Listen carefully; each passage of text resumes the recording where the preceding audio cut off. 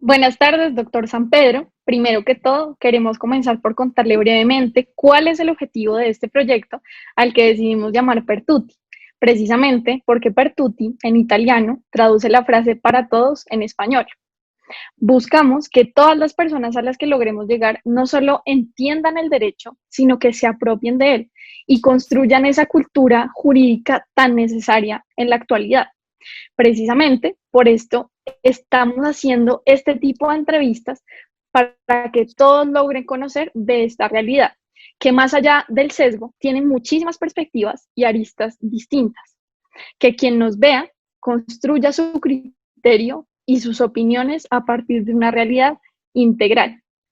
Partiendo de esta base, será un gusto para nosotras, Laura Valentina Pardo y mi amiga Isabela Chávez, dar inicio a esta entrevista y una vez más agradecerle por su participación. Bueno, muchas gracias a ustedes. Estoy yo muy contento de estar con ustedes. Me parece el proyecto un proyecto muy importante de un fondo y una importancia enorme para el desarrollo del derecho y para el desarrollo de las personas en Colombia que tanta falta hace que se apropien de conceptos básicos del derecho.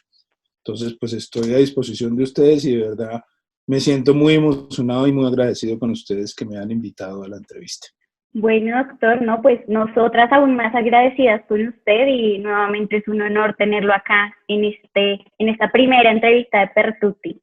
Entonces, Gracias. bueno, doctor, como ya le dijo Laura, mi nombre es Isabela y pues es un gusto tenerlo acá con nosotros y quisiéramos empezar esta entrevista tocando un poco su trayectoria y su vida.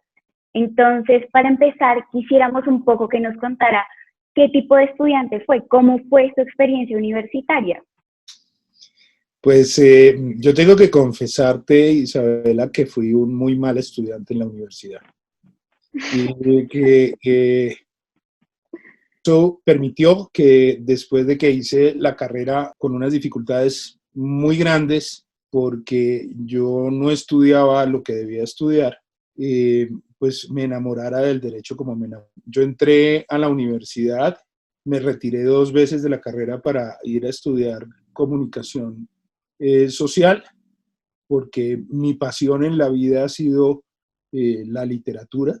A mí leer me seduce profundamente y leer es mi vida. Entonces yo, en lugar de poner atención en las clases, me escondía detrás de una columna que había en el salón y me leí buena parte de los libros de literatura clásica en esa época de universidad, y eso generó que crearan mucho cuestionamiento el seguir adelante durante la carrera. Yo creo que eso es algo que además le pasa a todos los estudiantes. Pero conmigo fue muy difícil porque yo terminé retirándome efectivamente 2 veces de la carrera. Me retiré en primer año y después me retiré en segundo año.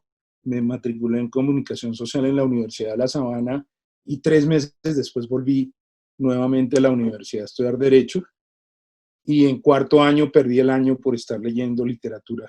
Y me tocó repetir el año en la Universidad de La Sabana y volver a quinto año en la Javeriana. Entonces, pues yo no soy un modelo de estudiante pilo, pero me enamoré del derecho después de que terminé la carrera y que perdí el cupo en la universidad.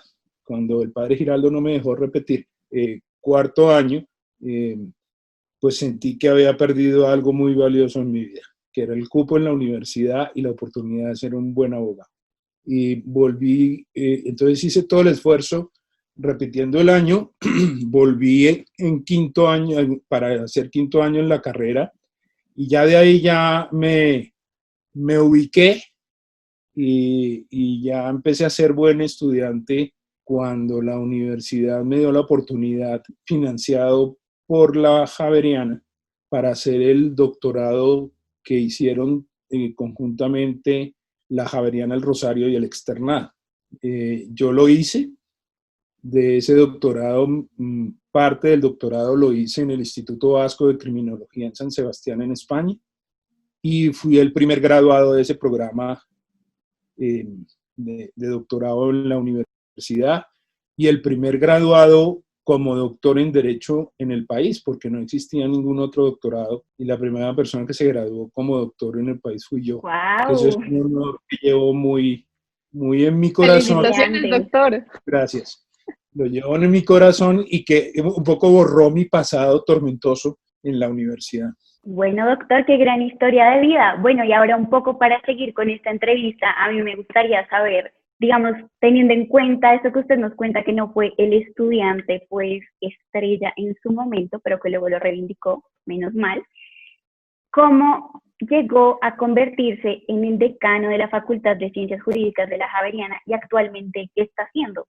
Pues mira, la llegada a la decanatura es la culminación de una vida de trabajo por la universidad y con la universidad.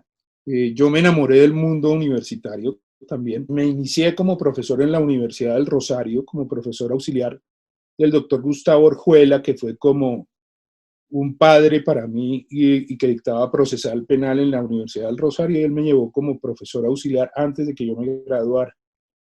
Y ya cuando me gradué, entré a ser profesor auxiliar de él en la Universidad Javeriana y fui profesor auxiliar de él y de Jaime Granados y del doctor Edgar Lombana. Y ahí me enamoré de la universidad. Yo fui contratado en el año 89 por el doctor Roberto Suárez, que era el decano en ese momento, como el primer profesor de planta de la facultad. Fui el primer profesor de medio tiempo que hubo en la facultad, no había profesores de planta en la facultad. Y de ahí en adelante he trabajado siempre con la universidad porque me enamoré de la universidad, me enamoré de la gente de la universidad, me enamoré de los estudiantes, me enamoré sobre todo del oficio de enseñar y de compartir conocimientos con los estudiantes. Yo aprendo mucho de los estudiantes. Y entonces me nombraron coordinador del Departamento de Derecho Penal, que dirigía el doctor Bernardo Gaitán, y ahí estuve 8 años, hasta que el doctor Gamboa renunció a la dirección del Departamento de Derecho Procesal y me nombraron como director del Departamento de Derecho Procesal, en donde estuve casi 17 años al frente del departamento. Después estuve un año como director del doctorado de la facultad, que formaron, que había tenido solamente un director, que había sido el padre Luis Fernando Álvarez. Y después de ese año, el padre Joaquín Sánchez, Joaco, me llamó y me dijo que habían decidido nombrarme como decano de la facultad. Eso para mí, pues, la verdad constituyó un honor enorme. Yo estuve 2 periodos de decano de la facultad, que fueron 6 años muy lindos en mi vida, 6 años de unos grandes recuerdos, de unos grandes retos, de unas grandes preocupaciones. Ser decano es difícil, muy difícil, porque le critican a uno todo, pero también tiene unas enormes satisfacciones. El hecho de haber sido tan mal estudiante en la universidad me sirvió para poder hacer acompañamiento a los estudiantes que perdían en un semestre y enseñarles que cuando uno tiene un fracaso, como perder un año o un semestre, pues la vida no se acaba y que el reto no es tener ese fracaso, sino lograr levantarse de ese fracaso y seguir adelante. Y eso me pareció que fue una de las partes más lindas que tuve yo como decano. Estuve de decano hasta el 1 de abril de este año. Ya estoy retirado de la decanatura, estoy en un semestre sabático que solicité a la universidad. Yo regreso a la universidad como profesor en enero, una oficina de abogados dedicada al derecho penal. Yo lo único que he hecho en mi vida es litigar y enseñar. Y tenemos esta oficina hace ya casi 20 años con un gran amigo mío, casi hermano, que es Juan David Riveros. Y Juan David y yo nos conocimos, yo soy mucho mayor que él, pero nos conocimos haciendo el Código de Procedimiento Penal, porque estuvimos en las comisiones que redactaron el acto legislativo y que redactaron el Código de Procedimiento Penal. Y ahí nos conocimos, Wow.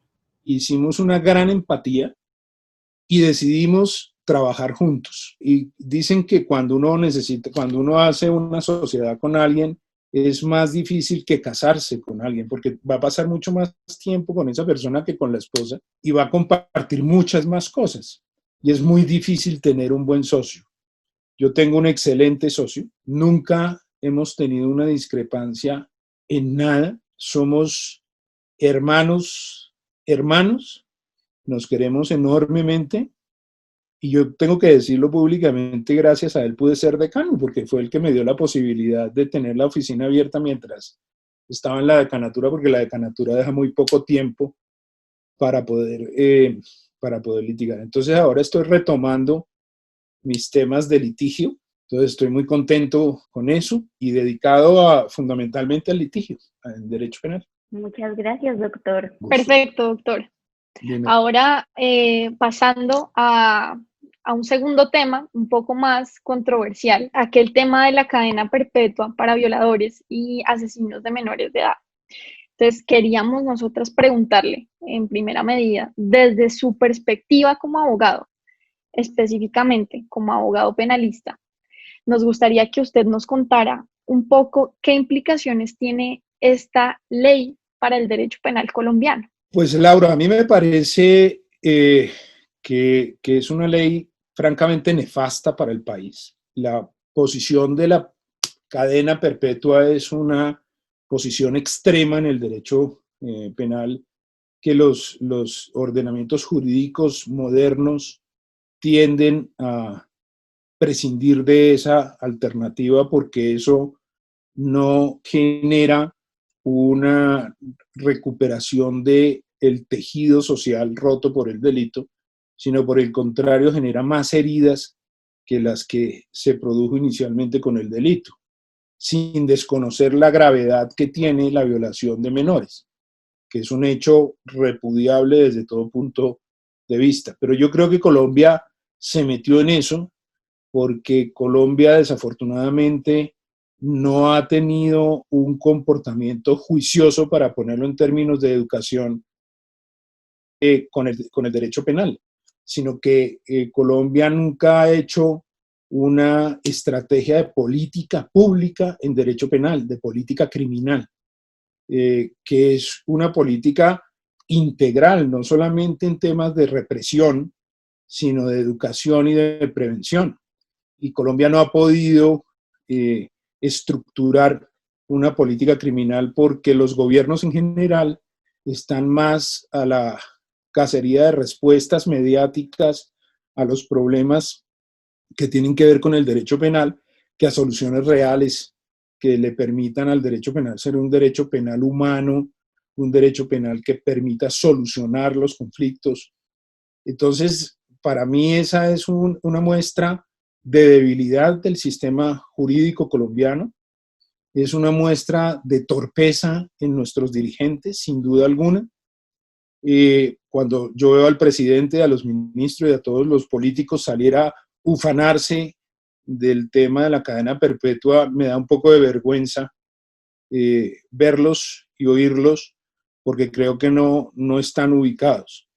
Hace unos años, cuando el doctor Juan Carlos Esguerra fue ministro de Justicia, y algunos años antes, siendo ministro del Interior, Germán Vargas Lleras, nombraron una comisión de expertos para hacer una estrategia de política criminal de 20 años en adelante. Yo tuve la oportunidad de estar en esa comisión porque me designaron allí. Éramos como 9 o 10 académicos y litigantes, también sociólogos, que elaboramos un informe de política criminal que se consigue muy fácilmente en la página web del Ministerio de Justicia. Pero lo único que ha tenido de desarrollo ese informe es estar en la página web del Ministerio de Justicia porque nadie lo consulta. Y las recomendaciones que se incluyeron dentro de ese informe, como por ejemplo la implementación seria de la justicia restaurativa, no se ha podido hacer porque no ha habido quien lidere un proceso de elaborar una política criminal como pública de seriedad frente al delito como respuesta a ese fenómeno que es el fenómeno delictual. Ligado con todo este tema tan controversial de la cadena perpetua, ¿Usted qué opina de que esta ley haya sido aprobada por el Congreso, teniendo en cuenta lo que establece nuestra Constitución Política en su artículo 34, que prohíbe efectivamente las penas de prisión perpetua? Yo creo que es un gran error. Yo creo que en el Congreso hay personas muy importantes que conocen de estos temas, que se opusieron vehementemente a la aprobación de esto, pero la presión mediática pues terminó surtiendo sus efectos. Yo creo que el Congreso va a tener que echar para atrás nuevamente en unos años y entender que esa no es una respuesta adecuada al delito. Mire, como esto es una entrevista relacionada con el derecho, en Holanda hubo un criminólogo que se llamaba Lou Hulsman, que ya murió, que explicaba este tema con mucho detalle y muy ilustrativamente. Y para eso se inventó una que era la parábola de los 5 estudiantes. Entonces él contaba que había 5 estudiantes viendo televisión en un apartamento de estudiantes, y de pronto se levantaba un estudiante, cogía el televisor y desde la nada lo botaba al suelo y lo rompía. Entonces se reunían los otros 4. Y entonces el primero decía, mire, a ese tipo lo que hay que hacer es sacarlo de acá y botarlo lejos, porque ese tipo no puede vivir con nosotros, que es la respuesta represiva del derecho penal. Y eso no soluciona nada. Lo sacan de la sociedad. ¿Y qué sacan sacándolo de la sociedad? Salvo anularlo. Eso es negar al otro como ser humano. Había un segundo estudiante que decía, oiga, ¿y por qué no lo que hacemos es, digámosle que ponga un nuevo televisor y que compre el televisor y nos reponga el televisor? Que es como la respuesta reparadora del derecho penal. Claro. Y había un tercer estudiante que decía, ese tipo es un enfermo. A ese tipo lo que hay que llevarlo es donde un psiquiatra para que le haga un tratamiento y pueda ver qué hacer. Y hubo un cuarto estudiante que dijo, oiga, ¿y por qué no nos preguntamos qué hicimos nosotros para que ese señor se parara, cogiera el televisor y lo botara? Y entonces Lou Hulsman dice, cada uno de esos 4 estudiantes es una respuesta del derecho penal, porque el delito, es un fenómeno social complejo que requiere respuestas múltiples, no una sola respuesta.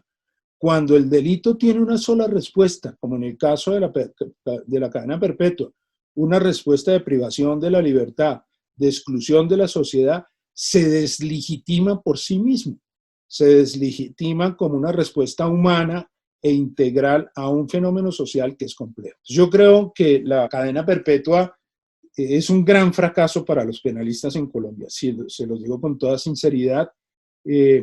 Yo no pensé que la fueran a aprobar nunca y creo que el día que aprobaron eso tuve una gran decepción del país y una gran decepción del Congreso de la República, pero a su vez un reto muy importante por seguir luchando porque hay un derecho penal más humano e integral en la respuesta al delito. De acuerdo, doctor. Muchísimas gracias. No, con mucho gusto. Sí, doctor. Bueno, creo que en eso estamos de acuerdo, en las implicaciones que tiene.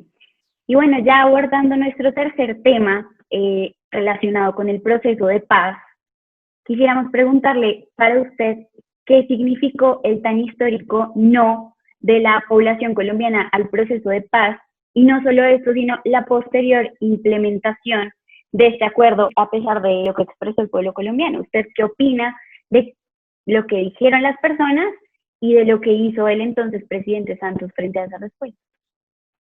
Pues mira, yo he sido un enamorado del proceso de paz y de los procesos de paz.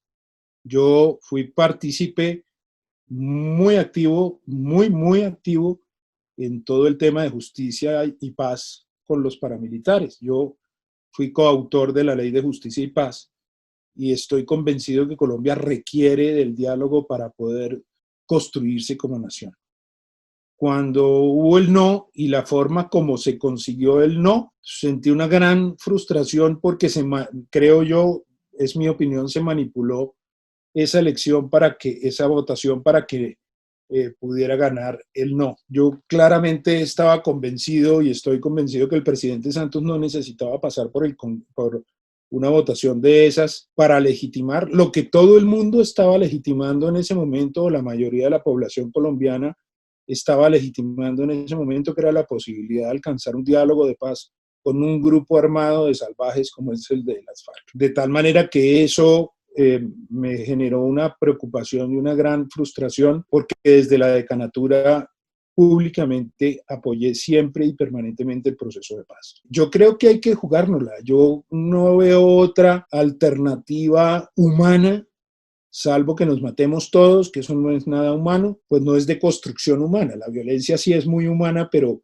no construye. Yo sí creo que tenemos que jugarnos todos porque esto salga bien, porque esto sea una realidad para todos y para que nuestros hijos puedan gozar de un país diferente al que nos tocó soportar a nosotros. Ustedes están muy jovencitas, pero cuando yo estaba de la edad de ustedes, uno iba a la universidad y cuando yo me despedía de mis papás por la mañana en la casa, siempre pensaba, no sé si los vuelvo a ver en la noche, porque era tal la cantidad de muertos en Bogotá y en el país, con todo lo que estaba sucediendo, que uno podía estar en clase y de pronto se reventaban 2 o 3 bombas en Bogotá y la gente se acostumbró a eso. Entonces decían, uy, una bomba. Y nadie decía nada. Y nos acostumbramos a vivir en medio de ese caos de violencia que generó el narcotráfico y la guerrilla. Y yo no quisiera que mi hijo tuviera que vivir una cosa parecida a la que me tocó vivir a mí cuando estaba de la edad de ustedes. De tal manera que aquí tenemos que construir todos. Creo que tenemos un reto muy importante, más que cualquiera otro, y en la edad en que están ustedes lo tienen con más veras, y es lograr que las personas de la edad de ustedes y menores a ustedes tengan memoria de lo que sucedió y que no vivieron. De toda esa cosa que les cuento, que les digo yo que tuve que vivir yo, pero que ustedes no vivieron, porque a veces cuando uno habla con gente muy joven y le cuenta cómo, por ejemplo, a mí me sacaron de la casa de mis papás un sábado a las 5 de la mañana y me llevaron a la 116, que era 2 cuadras después de la casa de mis papás. Vivíamos cerca a la clínica Santa Fe, era pleno Bogotá, y nos sacaron en pijama a las 116 porque iba a explotar un carro bomba. A las 5 de la mañana nos sacaron de la casa. Y cuando uno cuenta eso, a veces siente que hay gente que lo mira y dice, eso es como una película de vaqueros. Y entonces, esa concepción hay que cambiarla, hay que luchar porque los jóvenes tengan una memoria viva de lo que no vivieron, pero que no deben repetir, ¿sí? Pero que sí nos tocó vivir a nosotros y que fue muy agobiante. Totalmente de acuerdo, doctor. Y muchas gracias por compartirnos esa experiencia suya, que creo que es muy enriquecedora, y ese concepto de memoria histórica es algo que esta juventud efectivamente necesita y buscamos construir, ya que si bien no vivimos de primera mano todo lo que pasó en esa época, la memoria es aquello que permite que no se son las garantías de no repetición que requiere nuestra sociedad. Así es. Como segunda pregunta, ¿qué nos podría decir al respecto del punto 5 del acuerdo final que consagra la reparación a las víctimas y el sistema integral de verdad, justicia, reparación y no repetición? ¿Qué nos podría contar al respecto de ese punto 5 y de esa implementación? Sí, Laura, yo creo que ese punto 5 de la centralidad de las víctimas es el punto que generó un éxito en el acuerdo de paz con las FARC. Y cuando yo digo un éxito, es que ningún acuerdo de paz en el mundo es perfecto. Siempre tiene problemas. Y por supuesto, Colombia ha tenido muchos problemas con eso y los seguirá teniendo. Y problemas que se imaginaron antes del acuerdo como problemas que no se imaginaron antes del acuerdo. Pero cuando uno entiende que la centralidad de la paz está radicada en las víctimas y en sus derechos y en los derechos pendientes de quienes ya no están, creo que es el punto de encuentro de la sociedad, pero además el punto de éxito para lograr un país mejor, para lograr una sociedad más humana y más inclusiva. Creo que nos hace falta en Colombia entender que eso es así. Creo que al gobierno le hace falta más conciencia con las víctimas. Creo que a la sociedad en general le hace falta también más conciencia con las víctimas, más conciencia de la centralidad que supone la atención a las víctimas y del éxito que supone que esa centralidad sea el eje en el cual gira el proceso de paz y los acuerdos de paz. Pero yo pondría sobre la mesa algo que me parece todavía más importante. Yo creo que nos hace falta hacerle entender a la guerrilla que tiene que tener una conciencia frente a ese punto 5 de las víctimas. Porque yo creo que en eso han fallado enormemente, enormemente. Estamos construyendo todos y por supuesto la guerrilla también comete errores, pero esos errores hay que corregirlos. La última carta de Timochenko a raíz de la narrativa de Ingrid Betancourt sobre su secuestro es un paso importante en esa dirección. Pero no es el único, falta mucho y falta que la guerrilla reconozca que aquí hubo violencia, que aquí hubo reclutamiento de menores, que aquí hubo secuestros y no retenciones, que empecemos a llamar las cosas por su nombre, que le causaron mucho daño a la sociedad colombiana, que nos victimizaron a todos, que nos hicieron llorar y sufrir a todos durante muchísimos años y que hay gente que hoy no puede llorar y sufrir porque la anularon, la mataron, la acabaron. Hay padres de familia que el hecho del secuestro de sus hijos les causó la muerte. Hay gente que en el secuestro murió. Hay gente que murió por defender a la justicia. Y entonces yo pienso en los magistrados que mataron en la corte en el 85, pienso en un magistrado como Hernando Vaquero Borda, que lo mataron saliendo de su casa en el año 86, simple y llanamente por estar cumpliendo con su deber de magistrado de la Corte Suprema de Justicia. Todas esas cosas requieren una respuesta. Todas esas cosas requieren de una catarsis para que podamos llegar al perdón y a la reconciliación. No basta con decir, oiga, perdón, así en general y adiós. No, hay que pedir perdón a las víctimas en concreto. Pero además pedir perdón supone hacer cosas por las víctimas. No tiene sentido pedir perdón a las víctimas y que no pase nada. El perdón supone asumir responsabilidades. Y creo que eso sí le falta a las FARC en forma importante en este proceso de paz. Totalmente de acuerdo, doctor. Muchas gracias. No, señora, bueno, doctor, ya para finalizar esta entrevista, nos gustaría pedirle el favor de que le mandara un pequeño mensaje a todas las personas que están viendo esta entrevista, pues en el futuro, porque no la van a ver ahorita, pero la verán dentro de poco, respecto a todo lo que está pasando ahorita y todo lo que hablamos en este último tema, a la paz. ¿Cómo está ese compromiso con la paz? ¿Qué es todo lo que está pasando en Colombia?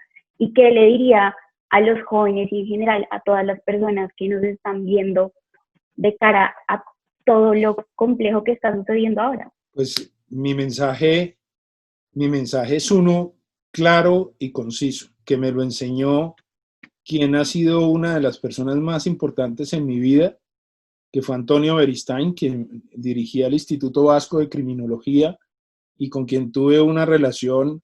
Era sacerdote jesuita y tuve una relación con él de padre a hijo muy importante y ya murió, pero me lo enseñó él.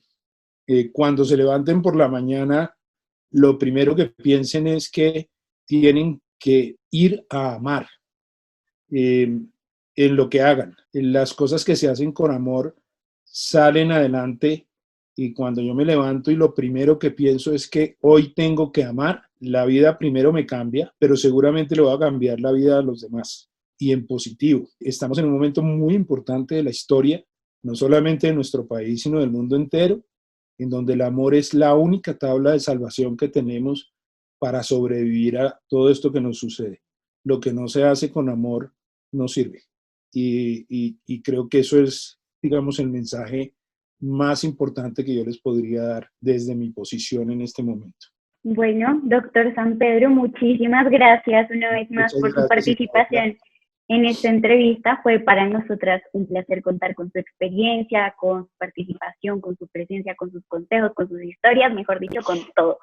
Esperamos verlo en una próxima ocasión y nada, muy agradecidas con usted, que tenga un buen fin de semana. Gracias Isabela, gracias Laura por la entrevista y por la invitación. Como les he dicho, esto es un honor para mí el poder estar acá. Doctor, así como dice mi amiga Isabela, muchísimas gracias por su participación, por ser el primer entrevistado de Pertuti, por hacer parte de esta ser familia. el primer entrevistado de Pertuti. Muchas Claro gracias. que sí, doctor, y esperamos que usted de aquí en adelante forme parte de esta gran comunidad, que lo que buscamos es Claro que sí. establecer una cultura jurídica para todos, para la sociedad, y para que Colombia siga construyendo unida, que en últimas es lo que nosotras queremos. Muchísimas Pues, niñas, muchas gracias. gracias, doctor. De verdad, un Y honor un ver abrazo esto. muy grande. Muchas gracias. Gracias, doctor. Que Hasta esté luego. muy bien, doctor. Hasta Muy luego. gracias.